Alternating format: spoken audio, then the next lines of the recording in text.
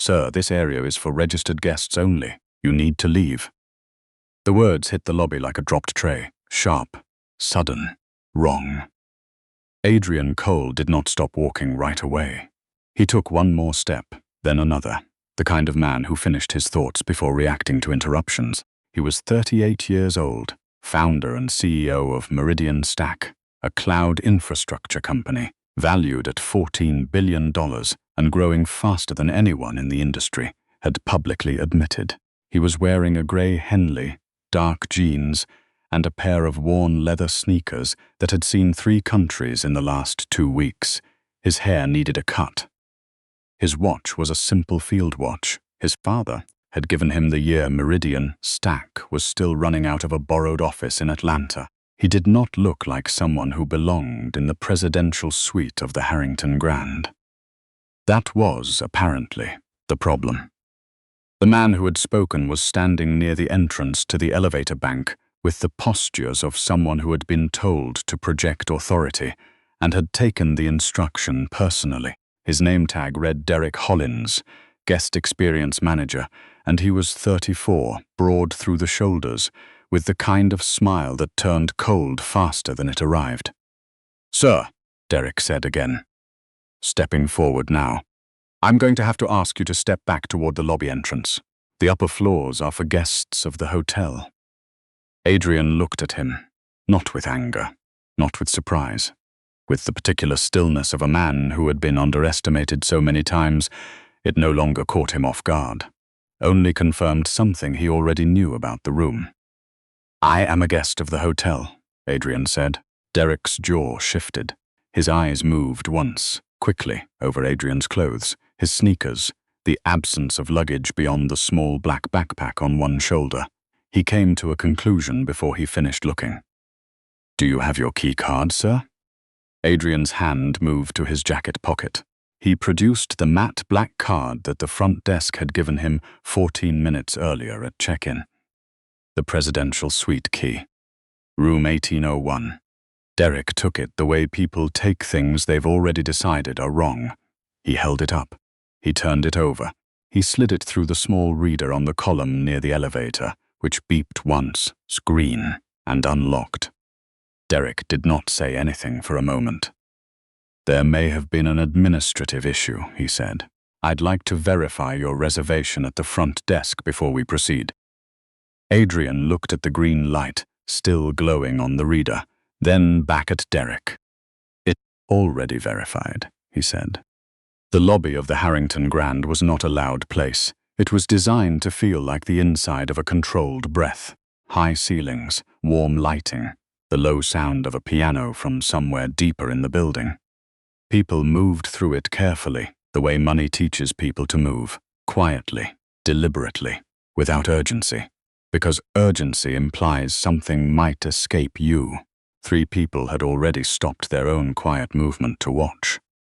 A woman in a camel coat near the concierge desk, late 50s, pearls, the practiced expression of someone who has spent a lifetime noticing things and pretending not to.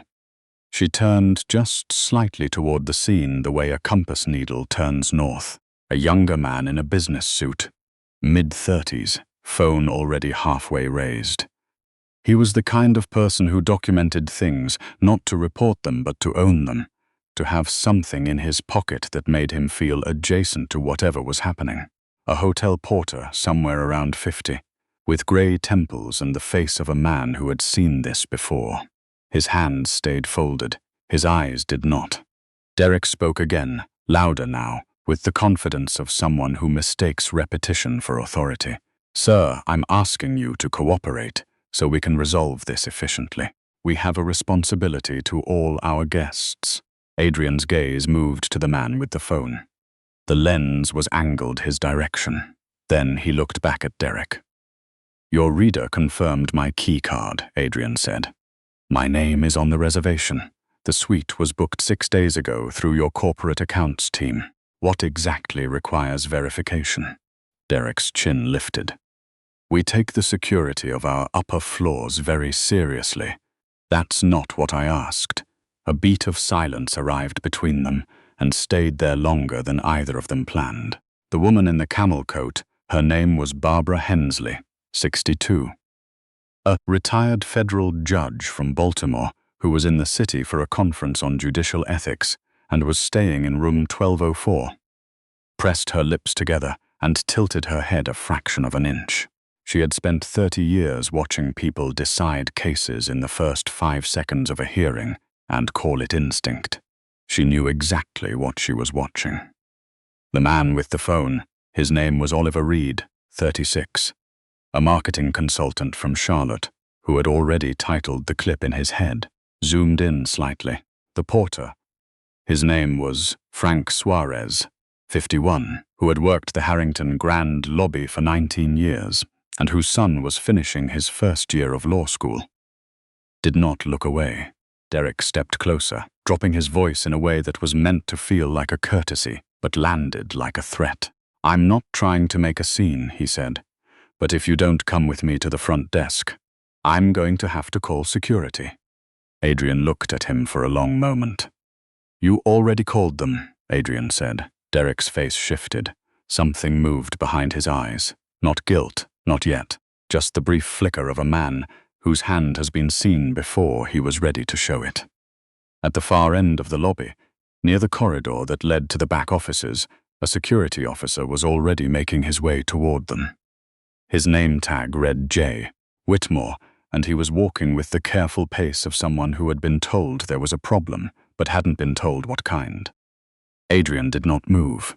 He adjusted the strap of his backpack once, the small motion of a man settling in rather than preparing to leave. His breathing was even. His hands were still. The green light on the key reader behind Derek had stopped blinking and gone dark. But the confirmation had already happened. It was already in the record. Officer J. Whitmore arrived at Derek's shoulder. He was 53, a former county deputy, now handling hotel security with the same measured approach he'd applied to everything else in his professional life. He looked at Derek first, then at Adrian. "What's the situation?" he said. Derek straightened. "Guest is claiming a reservation for 1801.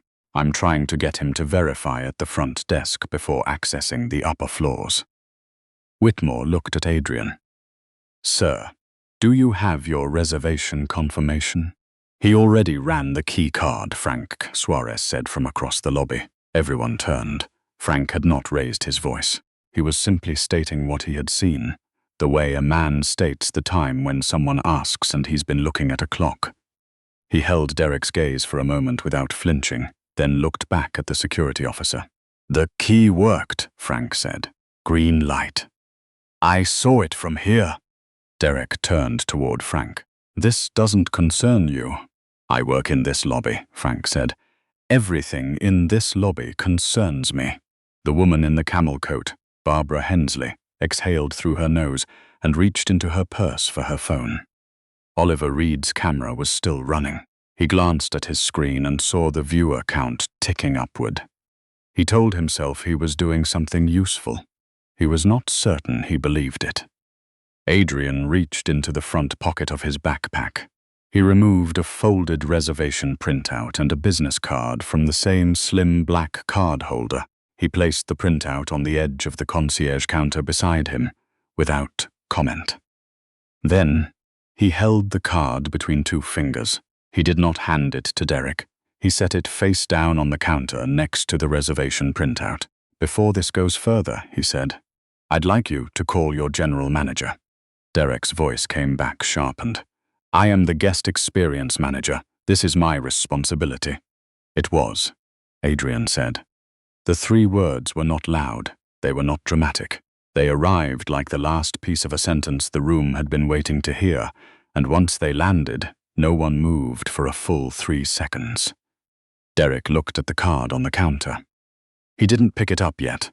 His hands stayed at his sides, but something in his posture changed in the way that things change before a person realizes they've changed.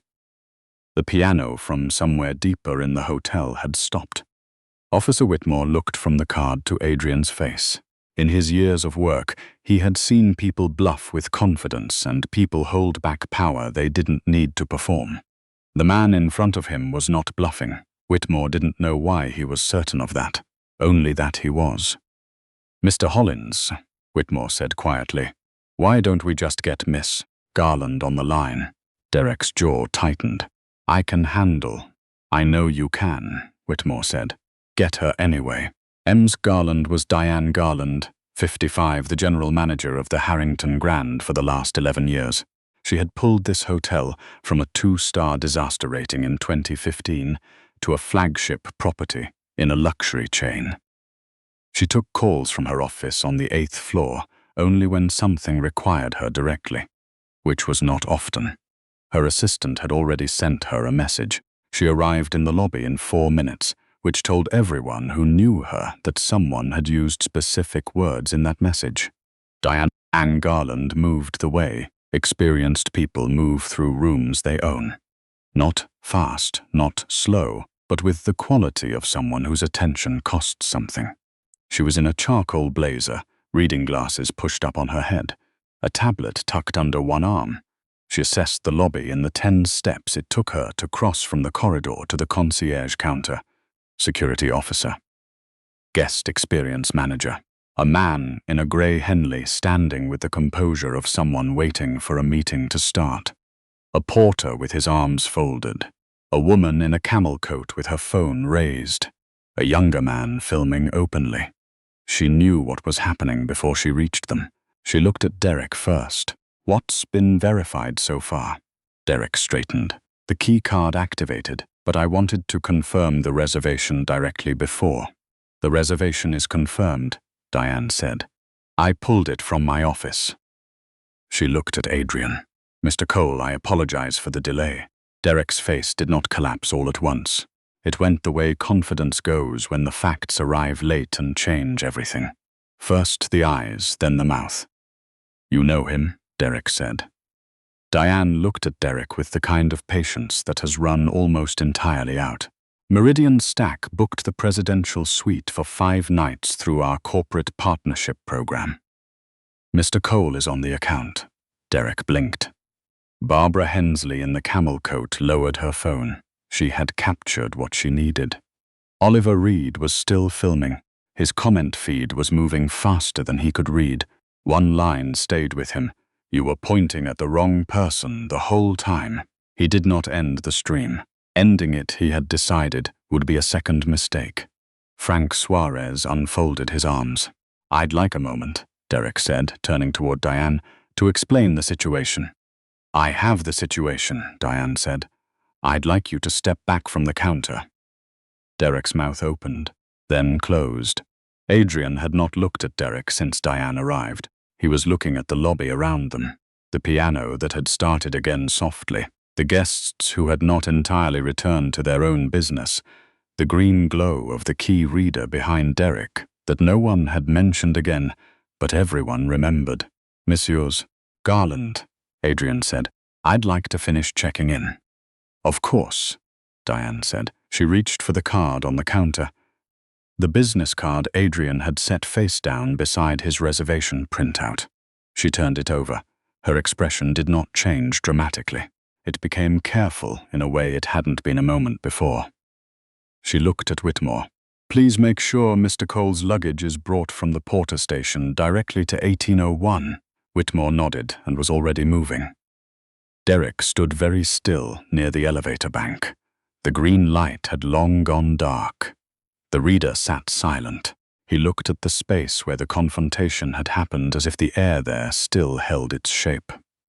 Barbara Hensley walked toward the elevator, passing Adrian on her way.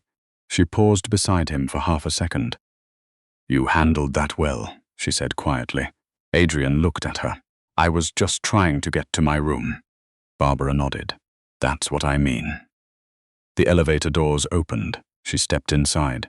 Adrian followed, and when the doors closed, the lobby returned to itself. Not all the way, not immediately.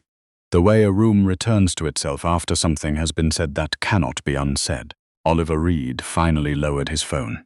He sat in one of the lobby chairs and looked at his screen. 4 minutes of footage. The view count was still climbing. He had posted it without editing, without captions, without the clever commentary he usually added. He had posted it because by the time it was over, commentary felt like the wrong response. Frank Suarez walked back to his station near the entrance. The head porter, a man named Vincent Chu, 47, who had been watching from near the luggage rack, came to stand beside him. "Same thing happened 3 years ago," Vincent said quietly. "Different manager." Frank looked at him. "That time the guest just left," Vincent said. "Didn't say a word. Just picked up his bag and walked out." Frank thought about that for a moment. "This one didn't leave," he said. "No," Vincent said. "He didn't." In her office on the 8th floor, Diane Garland set Adrian's business card on her desk and looked at it for a long time. She turned it over once. The back was blank. She turned it face up again. Adrian Cole, founder and CEO, Meridian Stack. She already knew the name. Everyone in her industry knew the name. Meridian Stack had recently announced a strategic infrastructure partnership with the Harrington Group's parent company, a deal that was still in quiet review at the board level. Diane placed her palms flat on the desk. She opened her laptop and pulled up the incident log, then opened a new page and began typing. Not a customer complaint form, a full internal review request, flagged to HR, to the corporate ethics department, and to the VP of operations. She included timestamps, staff names, the key card confirmation record, the duration of the incident. She included a note in the additional comments field. Guest provided valid key card confirmation at 6:14 p.m. Key reader activated green at 6:14 p.m. Guest was not permitted to proceed to his assigned suite until 6:31 p.m. 17 minutes elapsed between confirmation and access. No additional verification was required by policy at any point during this period. She did not soften the language. Then she called Derek's supervisor. In room 1801, the presidential suite of the Harrington Grand, Adrian Cole set his backpack on the chair near the window and stood looking out over the city. The lights were coming on as the evening settled in, downtown Atlanta going gold, and then amber, and then the deep orange of a sky that still couldn't quite decide if it was done with the day. His phone had 8 unread messages, 3 from his general counsel, 2 from his chief of staff, 1 from a board member he had not heard from in 6 weeks, 1 from an unknown number that turned out to be Oliver Reed's contact request through a platform Adrian didn't use, and 1 from a number saved only as Frank H., which was Frank Suarez, who had quietly asked the front desk for a guest contact number and been told correctly that they could not provide it, but who had found another way, because some things need to be said. The message read, "I saw the whole thing. I should have spoken up sooner. I'm glad you stayed." Adrian read it twice. Then he sat down in the chair by the window and put the phone face down on the armrest. Outside, the city moved the way cities move at dusk, all of it indifferent and alive at the same time. He thought about Derek's face when the key turned green. The way the confirmation had happened in plain sight, and still not been enough. The way truth sometimes was the thing that had to wait in line. He had been in that line before. He had been in it in the lobby of a venture capital firm in 2011, when a partner had asked 3 times if he was sure he was in the right building. He had been in it at an industry dinner in 2018 when the MC had handed him someone else's name badge and kept moving. He had been in it in airports, in conference rooms, in the offices of people who would later ask to be photographed beside him. He had learned not to carry those moments like grudges. He carried them like data. But tonight, for just a minute, he let himself feel the weight of it. Not with bitterness, with something quieter and more honest, the kind of tired that doesn't come from travel. His phone lit up again, a message from Diane Garland. "Mr. Cole, a full review has been opened. I wanted you to know it will not be handled quietly. You have my word on that." Adrian stared at the message. He typed back, "Thank you. That's all I needed." He meant it. Not because the review would fix what had happened in the lobby, but because fixing it wasn't the only thing that mattered. Naming it mattered. refusing to fold it up and store it where no one would find it. That mattered. He set the phone down again. 2 floors below, Derek Hollins was in the manager's office with his supervisor, a woman named Cora Pittman, 48, who had joined the Harrington group from a competing chain 18 months ago, and who had been handed a staff culture problem the moment she walked in the door. She had been working on it quietly. She had not been working on it fast enough. She sat across from Derek with a printed copy of the incident log in front of her. "Walk me through it," she said. Derek did. He was careful. He used words like protocol and standard practice and security responsibility. He did not use the word bias. He would not have said he had acted on bias. He would have said he acted on instinct. Cora let him finish. Then she put her finger on the key card confirmation timestamp in the incident log. "At 6:14, she said. "The reader confirmed his card." "Yes," Derek said. "And at 6:14, you asked him to go to the front desk for additional verification." "That's correct." "What policy requires additional verification after a confirmed key card activation?" Derek's mouth opened. He reached for the right sentence. He did not find it. "There isn't one," Cora said. Not unkindly, but without softness either. "There is no policy that required what you did after 6:14. Every step after that was a choice." Derek looked at the table. "I want you to think about why you made that choice," Cora said. "Not for me, not for the review, for yourself. Because if you can't honestly answer that question, you will make it again." That was not a firing speech. Derek understood it was something else. Something that required more from him, not less. In the lobby, Oliver Reed was finally standing up from the chair where he had sat for the last 20 minutes. He walked to the front desk and spoke quietly to the front desk agent, a young woman named Priya Chen, who had watched the whole thing from behind her station and had said nothing and felt badly about it since. "Is there a way I can pass along an apology?" Oliver asked. To the guest who was in the lobby earlier, Priya looked at him for a moment. "I can pass a note to the concierge team," she said. "I can't promise it reaches him." Oliver nodded. He took a notepad from the counter and wrote 6 lines. He folded it twice and pushed it across to her. She took it without reading it. She would pass it along. She had already decided that before he asked. The note would reach the 18th floor by way of a card, slipped under the suite door sometime after midnight, when the hotel had grown quiet and the lobby's regular rhythms had returned, and the man at the piano had gone home, and Frank Suarez had finished his shift and gone to his car and called his son, the law student, and told him something had happened at work today that he needed to hear about.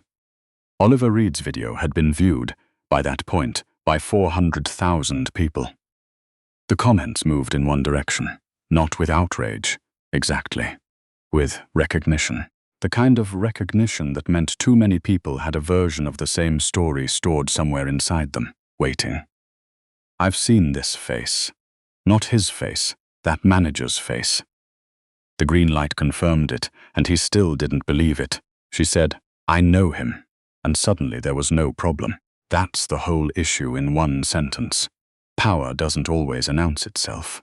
That's what they can never handle. Adrian Cole read none of them that night. He had ordered room service, eaten quietly at the window, and gone to sleep before 10. He had a meeting in the morning, a full schedule, and a company that needed him to have slept. But 3 weeks later, during a company-wide town hall at Meridian Stack's Atlanta headquarters, a junior engineer raised her hand during the open questions portion and asked him something no one had asked him publicly before. "Have you ever been treated differently because of how you look?" she said. "Outside of work, I mean." Adrian looked at her for a moment. The room was very still. "Yes," he said. 3 weeks ago, actually." He did not tell the full story. He told enough of it. Then he said something that the junior engineer, whose name was Kezia Bloom, would think about for years afterward. "The hardest part is not the moment when it happens," Adrian said. "The hardest part is the calculation you do in the first 3 seconds. You weigh how much it will cost you to stay seated against how much it will cost you to stand up, and you do that math in 3 seconds while someone is waiting for you to disappear. He paused. I've been doing that math my whole life, he said. I'm still faster at it than I should have to be. The room stayed quiet for a moment after that. Then someone started clapping, and then most of the room joined in, and Adrian held up one hand to stop it because he had not told the story to be applauded. He had told it because Kezia Bloom had asked with the kind of directness that deserved an honest answer, and because the lobby of the Harrington Grand had not been the first time, and would not be the last.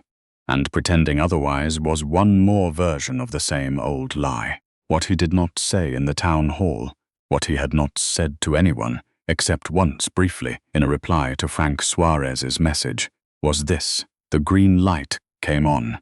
Everyone saw it, and for 1 second, standing in that lobby, he had felt something release inside him. Not victory, not vindication, just the exhausting relief of being confirmed by a machine when a person had refused to do it.